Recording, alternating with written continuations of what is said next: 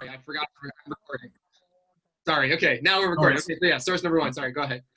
In the 7th month, on the 1st day of the month, you shall observe a sacred occasion. You shall not work at your occupations. You shall observe it as a day when the horn is sounded. Right, so that's all we know. So 7th month would be counting from the month of Nisan. 7th month would be the month of Tishrei. First of the month would be the first of the month, which we know as Rosh Hashanah.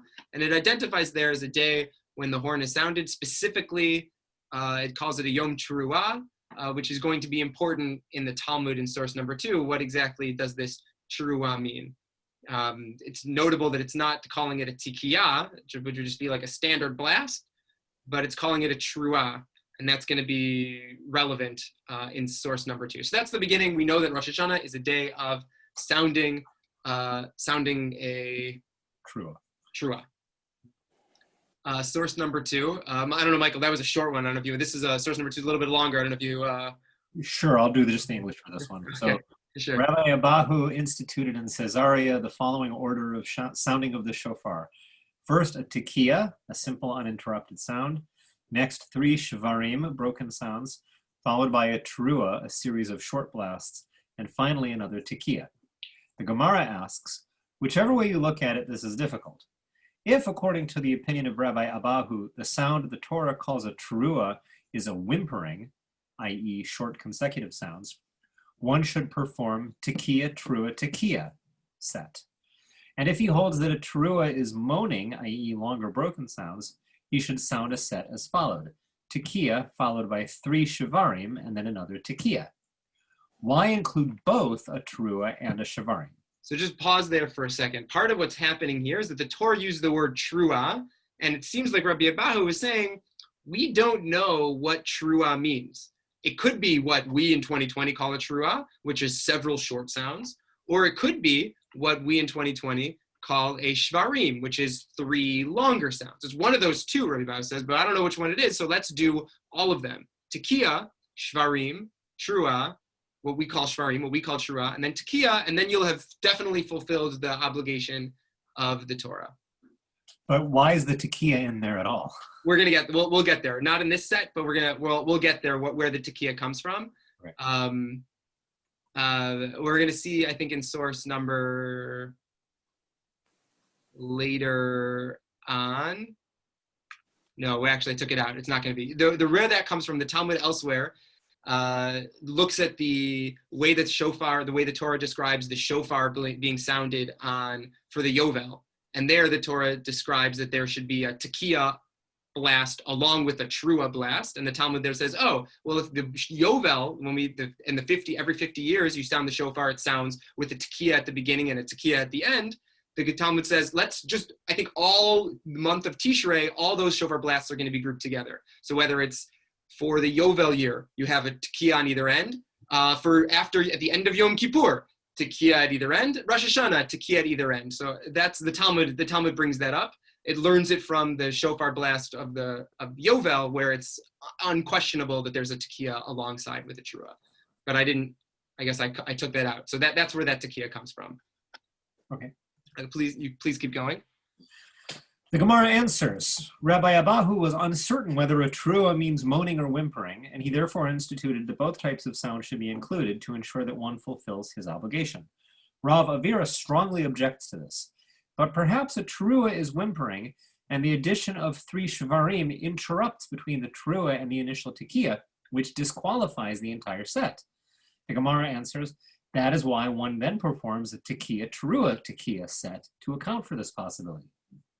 Ravina strongly objects to this, but perhaps a teruah is moaning, and the teruah interrupts between the shvarim and the final tikiyah, once again disqualifying the entire set. The Gemara likely answers, that is why one then performs a tikiyah shvarim tikiyah set to cover this possibility as well. Right, so there's a concern. Is the thing in the middle supposed to be what we call shvarim, or supposed to be teruah? So Rabbi Abahu says, okay, so you'll do both. You'll do tikiyah shvarim, teruah tikiyah. The Talmud says, but you have something in the middle there. Says, okay, fine, you'll do it separately. You'll do tikiyah shvarim tikiyah and tikiyah teruah tikiyah. And then the question's going to be, well, then why are you doing tikiyah shvarim teruah tikiyah in the first place? Which is going to be the next part. Please keep going. So the Gemara asks, but if in any case one must perform the 2 sets of blasts, for what purpose did Rabbi Abahu institute that one should perform a tekiah, shvarim, trua, tekiah set? If a teruah is moaning, one already did it. If it is whimpering, one already did this too. The Gemara answers, Rabbi Abahu was uncertain, and he thought that perhaps a teruah consists of moaning followed by whimpering. Consequently, all 3 sets are necessary. Okay, so he says, okay, it could be what we're shooting for is what we call tekiah, shvarim, trua, tekiah. It could be what we call tekiah, shvarim, tekiah, or it could be what we call tekiah, trua, tekiah. So to cover all our bases, we're going to do all of those. So if you count out the number of sounds there, you have tekiah, 1, shvarim, 2. It's like Passover. 1, if not, okay. Tekiah, shvarim, trua, tekiah, that's 4. And then tekiah, shvarim, tekiah. And then tekiah, trua, tekiah, that's a total of 10. 10 different sounds that are happening. Shvarim, trua in the middle the first time, shvarim in the middle the second time, and trua in the middle the third time. I don't have to go the other direction, but we do go. I skipped ahead. We didn't do the last paragraph yet. We didn't do the last part yet. Okay, I'm sorry, I cheated. Okay, fine. I didn't say what I just said. Sorry, Michael, finish up the last paragraph and then I'll finish it up. Okay, then I have a question also. So the Gemara asks, if so, let one perform the opposite set as well. Tekiah, trua, 3 shvarim, tekiah. As perhaps a trua consists of whimpering and then moaning. The Gemara answers, the normal way of things is that when a person experiences a bad event, he first moans and then whimpers, but not the reverse. So it's saying that, okay, it's either tekiah, it's either shvarim, trua, just shvarim, or just trua. But trua, shvarim, that's definitely not. We can agree that that's not it. So it's going to be one of those 3. So we do all 3 of those sets, which counts out to 10 different sounds that we do, and then we fulfill our obligation. Michael, what's your question? Maybe we're going to... It's not substantial, really, but just it has to do with when you count and you say how many sounds there are, you are counting a set of shvarim as 1. Correct. Whereas the text that we just read consistently says shlosha shvarim, 3 shvarim, as if each one is its own note. And correct. So when you go that's 3, not 1. Fair. That's fair. That's I'm just curious about that. Like, that's true. So I'm using the word the way you're right in the way the Talmud talks about it. You're right, but the way everyone post Talmud talks about it, they consider shvarim when they talk about notes. They consider a toot toot toot, or that might be more true, but a toot toot toot. They group those together and say shvarim. Okay. But that's a fair observation. That really calling it 10 is not really accurate because you have shvarim in there. You have trua. You might consider that 9 little notes. But the way commentaries on the Talmud just describe it, they refer to it as shvarim as 1 unit. It's composed of 3 little shorter blasts. It's a triplet. It's a single triplet. There you go. Sort of like on the musical notes, it'd be like, there'd be like the bar across and I don't know. Right. I'm talking to a musical family, so I don't know. I really should be more careful with making sure that I'm not saying complete idiotic comments. But yeah, okay. So that's that. The Shulchan Aruch, we don't have to look at it inside, but the third source on the page rules, and I'm realizing right now that I left off part of an important Mishnah. There's a Mishnah that says, we sound the and this actually is a Mishnah that we read last week that we referred to, which was that the Mishnah says that it's not enough to sound the shofar 1 time, like have 1 set, but that we sound it 3 times. We had for the 3 sections of the Musaf service, there was Malchiot, Zichronot, and Shofarot, we talked about last time. So the Talmud, the Mishnah already concludes that you'd have to do the correct shofar blast 3 different times. So in theory, all you need is to do tekiah, middle chunk, and then tekiah, middle chunk, tekiah, middle chunk, tekiah, and then you'd be done. But the Shulchan Aruch on source number 3 is going to rule, look at what Rabbi Abahu said. Rabbi Abahu said, we don't know what's happening there. We don't know what to do in that middle chunk. There are actually 3 different options. Those 3 different options come out to 10 total sounds. Right? So the Shulchan Aruch rules, okay, so we should do each one of those 3 times. I'm not sure if, I hope that made sense. The Mishnah says you have to do whatever it is, you have to do it 3 times. Rabbi Abahu said, we don't know what it's supposed to be, so we should do all 3 of those different combinations. So you do all 3 of those combinations times 3, and you end up with a total of 30 sounds that are happening. A tekiah, shvarim, trua, tekiah times 3, tekiah, shvarim, tekiah times 3, and tekiah, trua, tekiah times 3. And that counts up to 30, because each one of those was 10 times 3, that's 30. The math check out? Everyone following that, where that happened?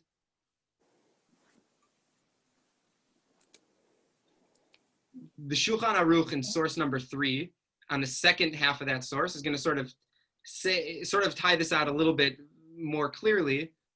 Well, actually, we'll read the first source. How many tekiyas is one obligated to hear in Rosh Hashanah? 9. This is because it says Trua by Yovel and Rosh Hashanah 3 times, and every Trua has a straight blast before it and a straight blast after it. And from tradition, the sages learned that all the Truas in the 7th month, whether on Rosh Hashanah or Yom Kippurim or Yovel, are 9 tekiyas. We blow each of them, tekiya, trua, tekiya, tekiya, trua, tekiya, tekiya, trua, tekiya. This trua that is said in the Torah, it is doubtful to us if it is the whale that we call trua, whether it's what we call shvarim, whether it's both. Therefore, to remove any doubt, one needs to blow, it calls it tashrat. Tekiya, shvarim, trua, tekiya 3 times. Tashat, tekiya, shvarim, tekiya 3 times. And then tarat, tekiya, trua, tekiya 3 times. And in order to make sure that we accomplish the mitzvah of sounding the shofar 3 times, and we don't know what's supposed to be in the middle exactly, so we do that 3 times, so 3 times, we end up with a total of 30 kolot, 30 sounds. With a little asterisk, the 30 is technically more because the shvarim is really 2 that Michael observed before. So far, so good? Mm-hmm. So the big question, we'll stop. Before we get to the big question, let's look at Rambam. Maimonides in the Mishnah Torah, source number 4. Before we get to the big question, we'll see how Maimonides says it, and that'll hopefully lead to the big question. Will someone read for us source number 4, which is Maimonides' explanation of this whole concept in his Mishnah Torah when he talks about the laws of sounding the shofar. I don't have the text, so I can't read. So. Okay. Yeah. It's okay. I can send it to you in email if that would be helpful, or it's too many. I'm afraid I'm on an iPad and I will mess it all up. Don't worry about it. Okay. Mom, are you going to read? Okay, go ahead. Source number 4. If I don't have anything in between my teeth, due to the length, that one? Yeah. Due to the length of the years and the great burdens of exile, we have a doubt about the trua that is mentioned in the Torah, and we do not know how it is. It may be the wail that women wail against themselves at the time that they weep, or it may be the sigh that one sighs time after time whilst his heart is worried about a big thing, or both of them together, the sigh and the wail, as it is the way of a whale to come after it, may be called trua.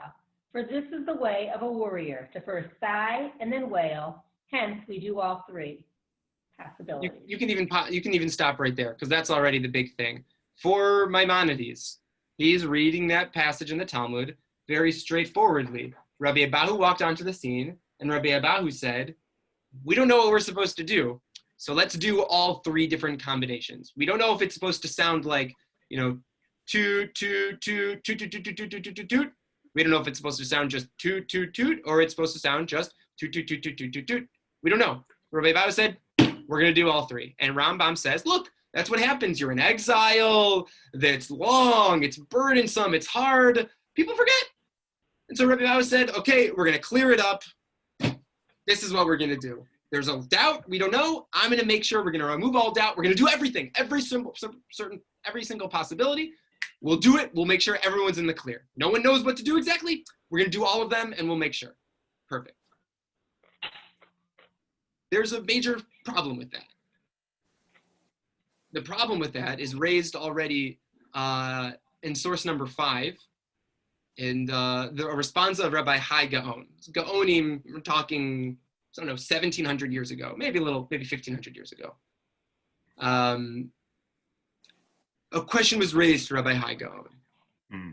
The question is, Mikodem Rabbi Abahu, source number 5, Mikodem Rabbi Abahu, Mahayu Osin. Before Rabbi Abahu, what did they do? Right? Okay, let's imagine Rabbi Abahu was 40 years old when he came up with this thing.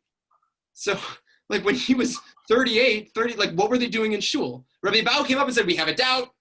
We're going to do all of them. What does that mean? What were they doing before Rabbi Abahu came up with this idea? He says, this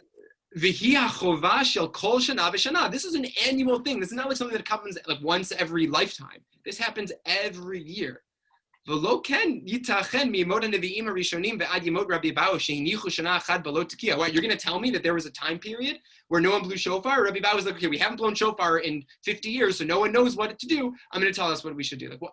No one sounded shofar before ever? Like, how is this possible? Right? There's a joke, I think, of the shul, right? The shul, the question, like, do they say, I think there are probably different permutations of this joke, but the joke is that it's Yom HaAtzmaut, and everyone's arguing, do we say Hallel with the bracha, or do we say Hallel without a bracha? Everyone starts arguing back and forth, say it with a bracha, say it without a bracha, arguing.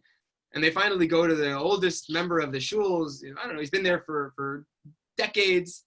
He's like, no, okay, you've been here for the longest. What is the practice in our shul? Hallel with a bracha, Hallel without a bracha. And he says, every year there'd be those who said, we'd argue about it. Those who said with the bracha, without the bracha, and that's what we did. We always argued about it. Okay, so, but the question that's raised, this actually wasn't raised by Rabbi Haigaon, it's raised to Rabbi Haigaon, but still the question is like, what happened before Rabbi Bahu? Like, this was the thing that they did every year. Are you saying that Rabbi Bahu just made this up? Like, what happened before him? And if it was like people were blowing shofar before Rabbi Bahu, so then what did Rabbi Bahu have to establish anything? The only reason that the Talmud says that it was there was to fix something. There was a problem, there was a doubt, but what could they possibly have doubted? Did we not have Mesorah? Did we not have tradition? Is shofar this like brand new thing that Rabbi Bahu just discovered and was like, hey everyone, we don't know what to do? Like, how do we make sense of this? So that's the question that was posed to Rabbi Bahu. And it continues, Yevaer lanu Adonenu. So these the students of Rav Haigaon asked to him, explain to us our master. Ki elu hatkiyot shebechol shana v'shana anu omdim bahem bekushot v'nosim v'nonin bebakasha. So every year we have this big debate. Every year in shul, the guy goes for the shofar and someone gives a dvar Torah about how Rabbi Bahu came up with this idea. And like, we're always arguing about it. So Rabbi, our teacher, can you please explain this to us? Because every year we're racking our brains. It's so frustrating because we don't understand what does it mean for Rabbi Bahu to have invented, it seems like this practice. Like, what did they do before that? Right? And this, I think, is a very important theological problem that I think comes up all the time, especially when people are studying Gemara, where like you'll have some opinion that'll say, this is a very famous thing. There's a debate between Rashi and Rabbeinu Tam about what the order of the parsha, what the order of the parts in the tefillin, what order they're supposed to be at. Everyone calls it today. It's a debate between Rashi and Rabbeinu Tam, between grandfather and grandson. It's like what? Well, what did Rashi's father wear? Like, we don't have to like. Why is this only a debate in the medieval times? Like, why wasn't this a debate earlier? And it turns out that, in fact, I think they found some Dead Sea Scrolls, like the tefillin, that you find some in accordance with what we call Rashi and some call Rabbeinu Tam. It's actually a very ancient debate. But still, like, how is this still a debate? Like right. At some point, where did the doubt come from? So that's the question that was posed to Rav Haigaon. Where does the doubt come from? And he comes up with an answer that I think is a really fascinating suggestion, which also could be helpful for explaining all the different machlokot and different debates that come up in the Talmud, which is a really somewhat potentially radical idea. So Rav Haigaon says on the top of this third page, on the top of the third page, Val tachshavu bilvavchem, don't think in your hearts, ki b'yemei Rabbi Abahu nafal safek badavar, it says kadavar hazeh, badavar hazeh. You shouldn't think that this doubt came about in Rabbi Abahu's time, that before Rabbi Bahu, everyone knew what to do, and then there was a question, oh my God, we don't know what to do. Maimonides sort of describes this as a big question. No one knew what to do because of the long exile. Rav Haigaon says that's not right. Don't for 1 second think that there was actually a doubt. V'chen haya hadavar miyamim kadmonim, minhag b'chol Yisrael, mehem osim tshura yevavot kalot, mehem osim tshura yevavot kvedot. What happened? Different communities did different things.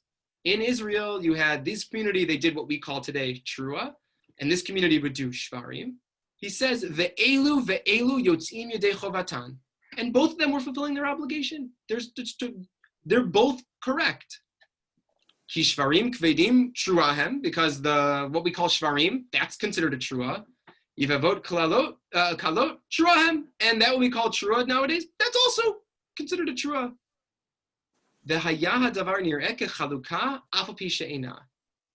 And it looked as though there were all these different, there were these like disagreement over what the proper sound was supposed to be. Rabbi Abba was looking and saying, this community does X, this community does Y, this community does Z, everyone's doing their own thing. The average onlooker doesn't understand. Ukisheba Rabbi Abahu comes onto the scene. Ra'ad letaken takana, he wanted to make an establishment. Shehiyu osinba kol Yisrael masechad. He wanted everyone to have the same thing. Everyone's going to do the same thing.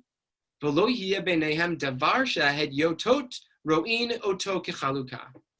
He didn't want to have something that it looked to the average onlooker, to the unlearned person, to the simple person on the street, to look like there was a difference. That, oh, this community does this community does that. Which one is right? Oh, one must be right, one must be wrong. Rabbi said, you know what?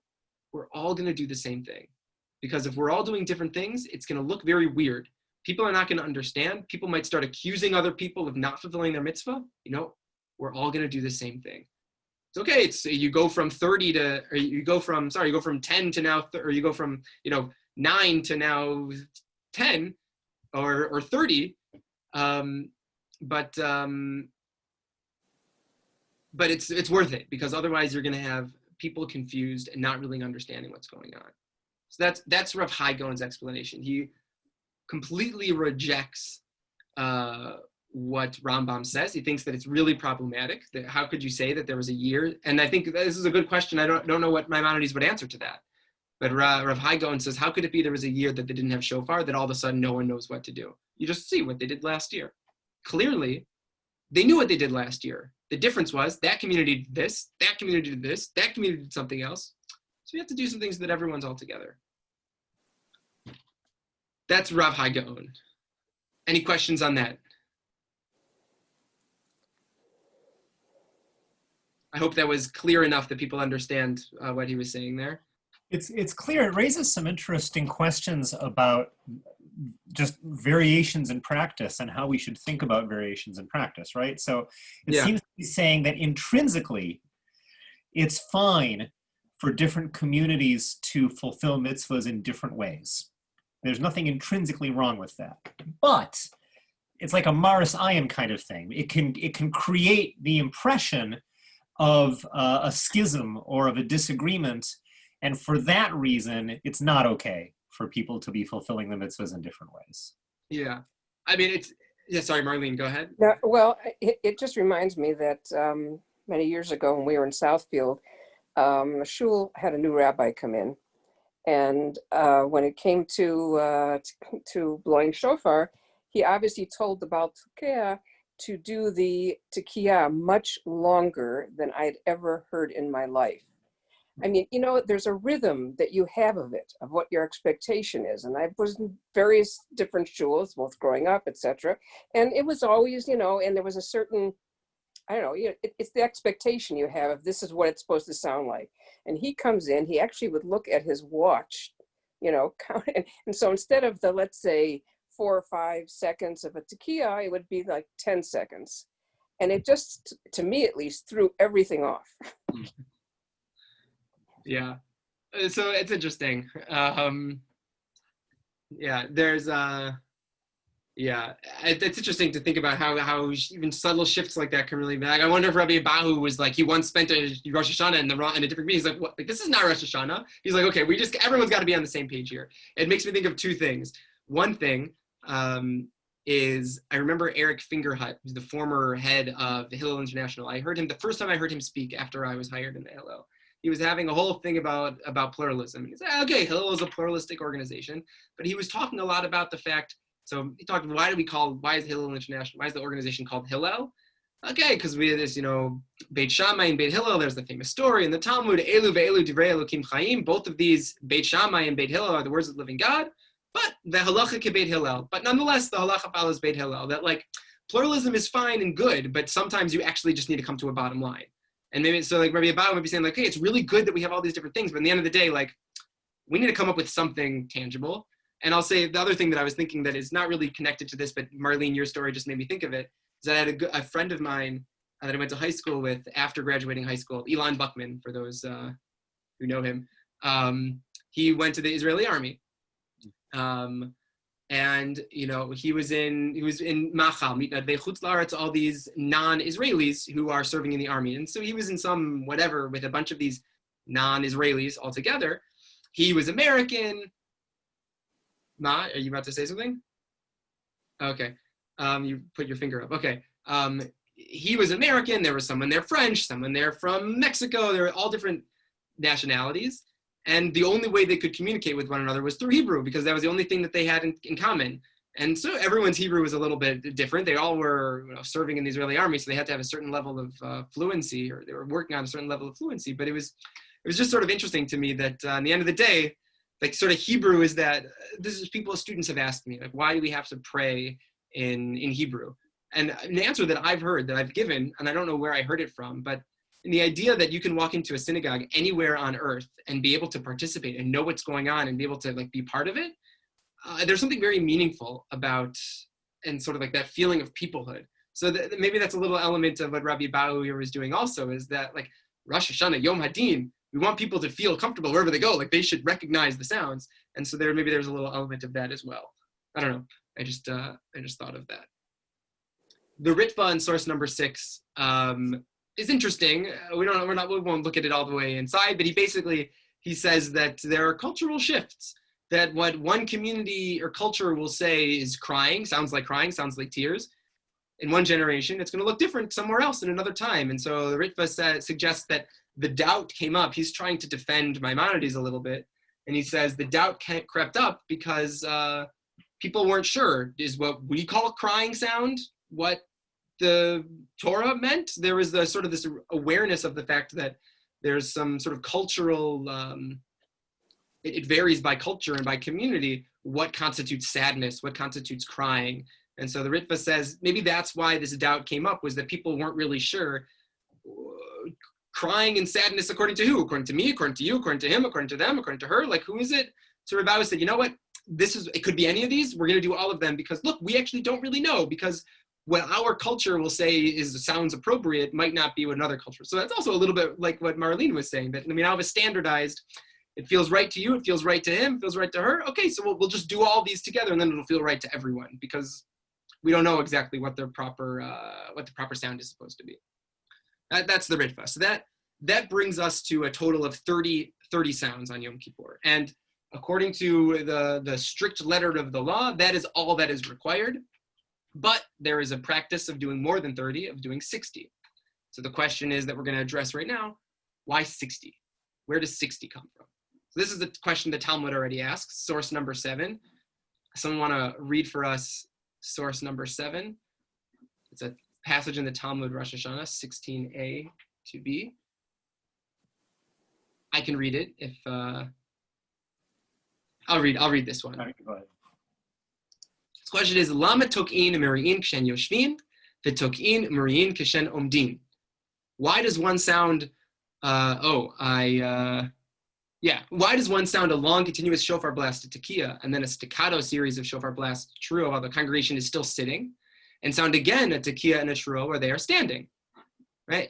They're noting that we do it twice. We do what the Talmud here calls sounding the shofar when people are sitting. We do it 30 times. And then we do it again another 30 times when everyone's standing.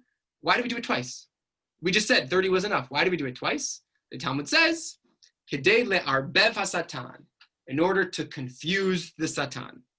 That opens up its other set of confusion and weirdness, is that, what does that mean? Like, so people might say the reason is because like the Satan doesn't know, like when are they fulfilling the mitzvahs? This time is that time, so like he can't get all of his paperwork together to sort of make accusations against the Jews, because like it sort of surprised him. So that's like a sort of bizarre thing, because it doesn't take how many years does the Satan have to not know what's up in order for him to realize that they're going to sound it twice, like prepare for the first time? Like it's a little strange idea, which is why everyone basically says that's not what it means. Michael, I don't know if you had a hand raised. Yeah, I do. I'm a little confused about the premise of this question. When do we blow the shofar sitting? I thought every time we blow the shofar, we stand for it. Okay, well, let's see. Let's see. Okay. We'll get there. First, let's get this Satan thing, and then we'll get to the sitting standing thing. Okay. But you're right.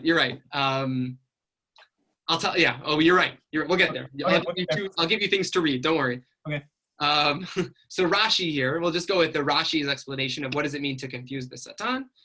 Rashi says, "Kedei la'arbev shelo yastin k'sheyashmiya Yisrael k'sheyishma Yisrael mechabibim et hamitzvot." Right. Once the Satan, you're not doing it 30 times, we're doing it twice. Like, wow, look at how much the Jews love performing mitzvot.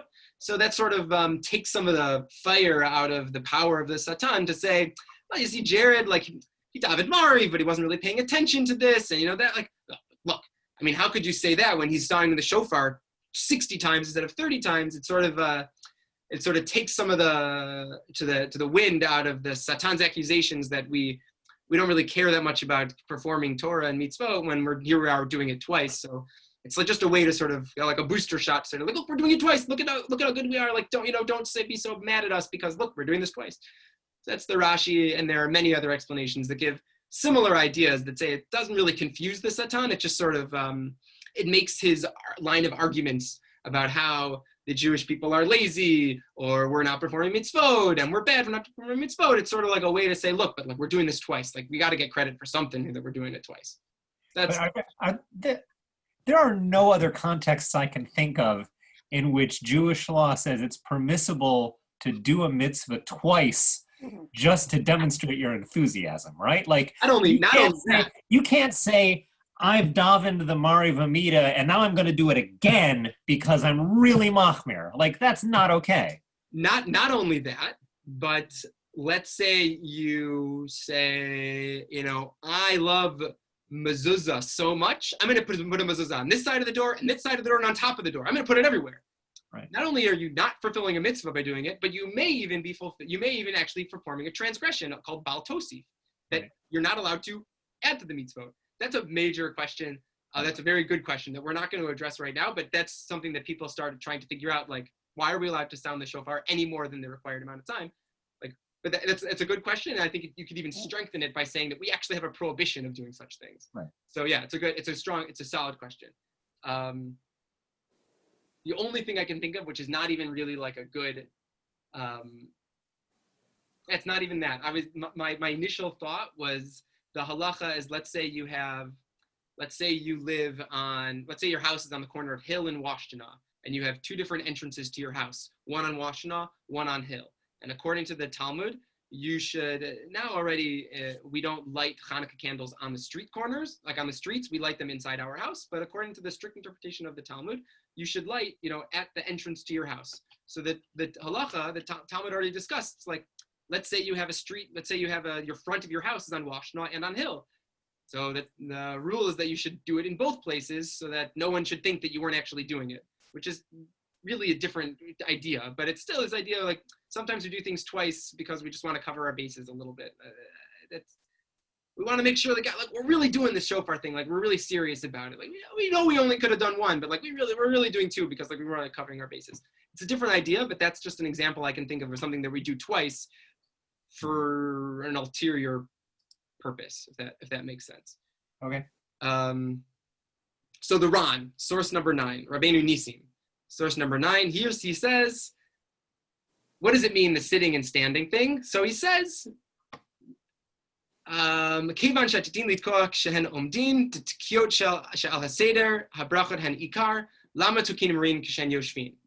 he says, we're going to stand, right, during literally the Amidah, right? When the Chazan is saying the Amidah again, the standing part again, we're all going to, that's literally the standing prayer. That's the time that we do that's what we call the standing shofar blasts, because it's the repetition of the Amidah. And so why do we do it Kshen Yoshvin? Why do we do it sitting? What he means to say there is that, well, it's not the standing one. The standing one is the Amidah one. That's when you're standing. So the first one, he'll call that the sitting one.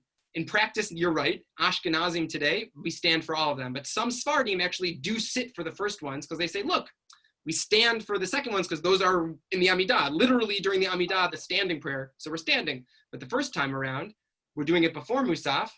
We don't have to be standing. We could be sitting because the only reason we were standing was because it was the Amidah, standing.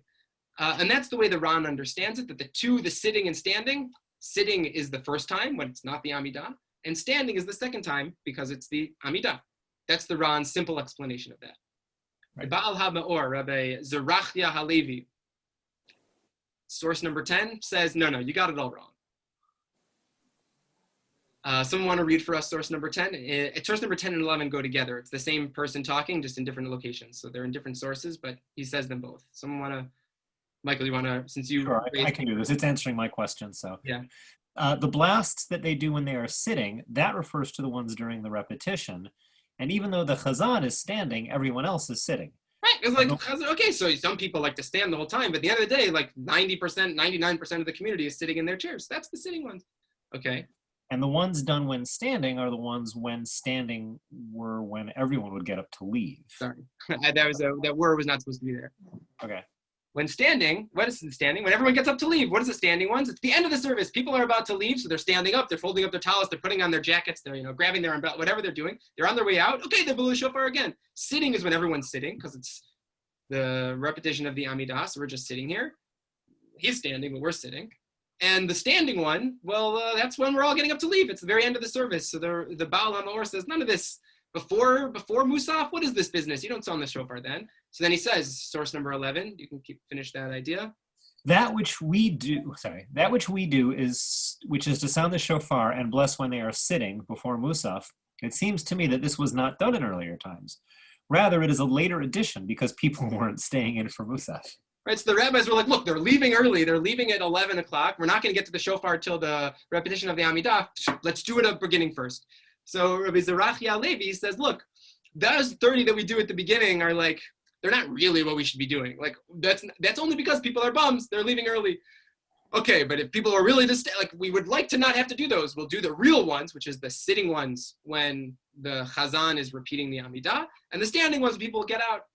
Okay, so I don't think anyone says this. I think he's the only one who says this. I think virtually everyone else understands the sitting ones are the first ones, the standing ones are during the Amidah. Okay, but that's what he says. What can I say? Source number 12 is going to now take this a little bit in practice.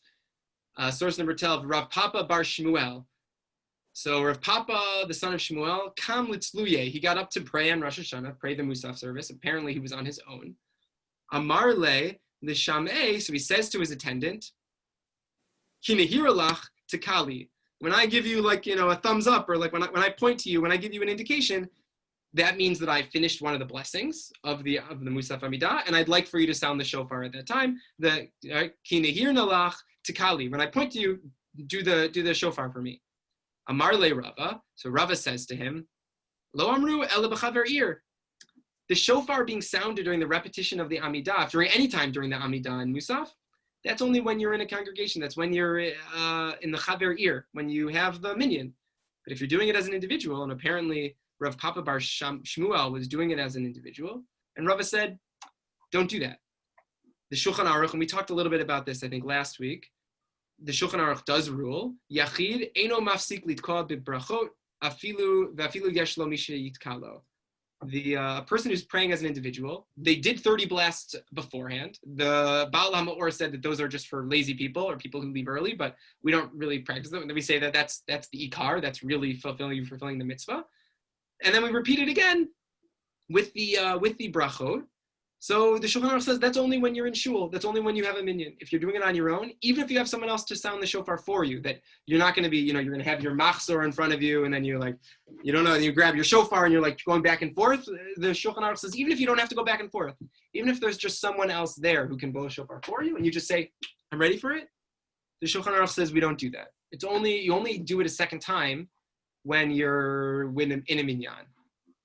And the Ramah says, the Rabbi Moshe Isserles says, Ella took in lo kodem she'id pala musaf. No, you do it before you say musaf. The ein tzurchin litkol lo sheni. You don't have to do it a second time. So then there's, I think we talked a little bit about like that language of you don't have to. I'm not sure someone who's on their own and they're going to be going through and singing some of the piyutim of musaf. It's hard for me to say that you're forbidden to sound the shofar a second, for another 30 sets when you're singing the piyutim again. But it's certainly the case that you should not pause your silent Amidah, everyone's davening, you have, 4 people davening together. There are some communities that this is done. I think the Hasidim do this. Chabad for sure does this during the silent Amidah, but normative halachic practice is said explicitly here in the Shulchan Aruch, although it's talking about an individual, but the Shulchan Aruch elsewhere, it's not done in the silent Amidah. That's standard Ashkenazi practice. So certainly when you're on your own, you don't sound the shofar during the Amidah, and to go back when you're singing Piyutim later if you want, the Ramah seems to say, Ein tzrichin lidkor haloshin. You don't have to do another 30 blasts. Enough with the first 30, you don't have to get up to 60. And that gets us to 60. This idea the Talmud says we want to mess up the satan, so we do the shofar twice.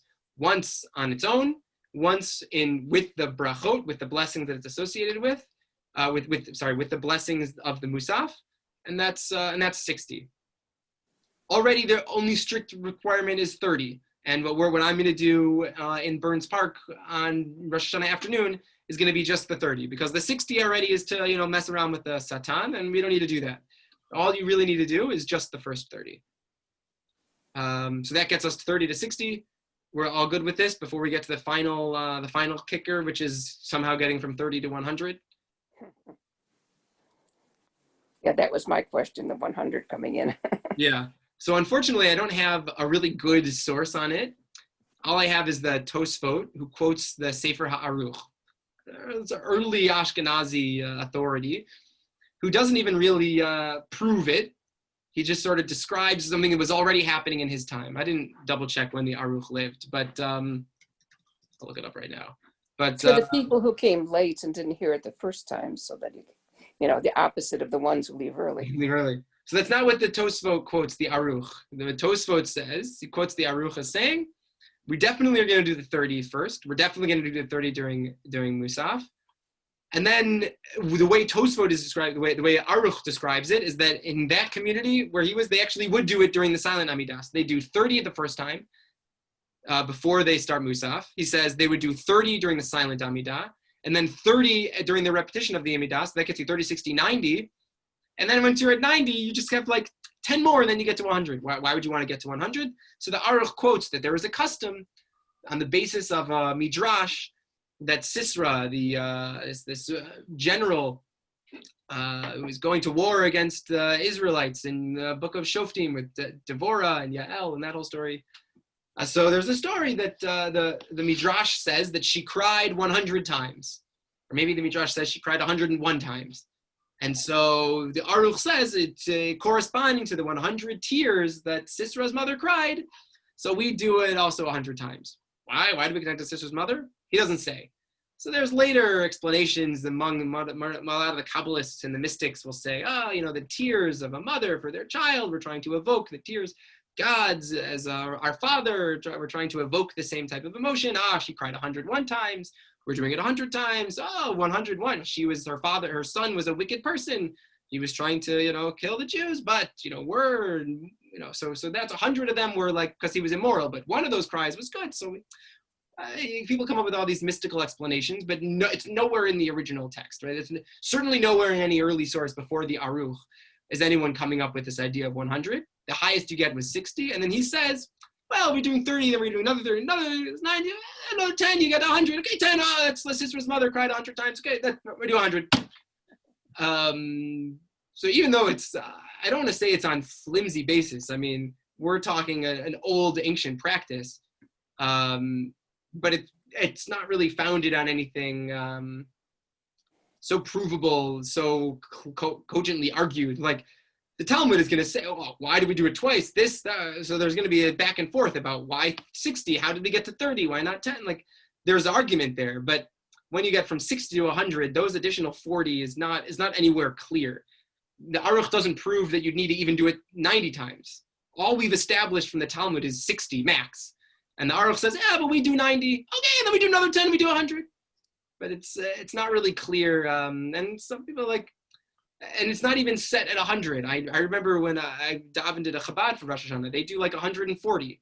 Like people, 100 seems to be the lower limit that people strive to shoot for. But again, it's a very, it's an old custom, but it's not a very firmly based custom. So when people are talking nowadays about it's COVID, you can't be in shul, so what are you going to do?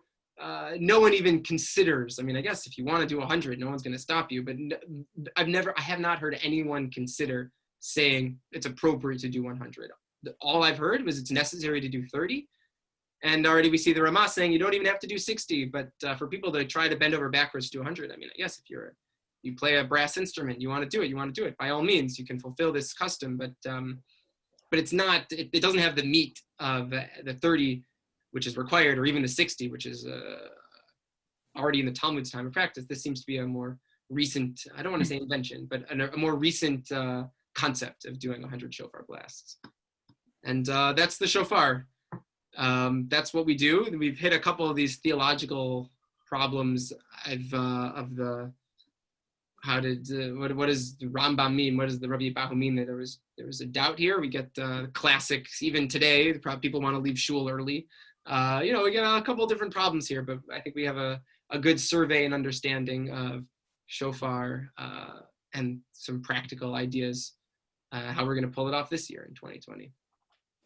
Any final questions or anything that wasn't so clear? Want to prove why 100 shofar blasts is really technically required? I don't have a question about the number. I still have my lingering questions from last week's class. So remind me what it was. So if the mitzvah is to hear the sound of the shofar, yeah, not to blow the shofar yourself, because obviously we don't each individually blow the shofar, right? But we all hear the sound of the shofar. That's the mitzvah, right? So my question is, why is it that that I cannot fulfill the mitzvah of hearing the sound of the shofar if the shofar is being blown by a woman? Because the principle of that, you can't, right? So the argument, as I understand it, is a woman's not obligated in the mitzvah, and therefore she can't fulfill the mitzvah for another person. But I'm not having her fulfill the mitzvah for me. I'm listening to it and hearing it myself. She's just enabling that by making the sound come out of the instrument. Right. So I didn't spend that much time. I apologize. I forgot. That's right. I didn't actually spend that much time going into it. But the assumption that you're making is that the mitzvah is to hear the shofar. Correct. Don't worry. Yeah, Matthew, thank you for coming. But I think that's not necessarily a given.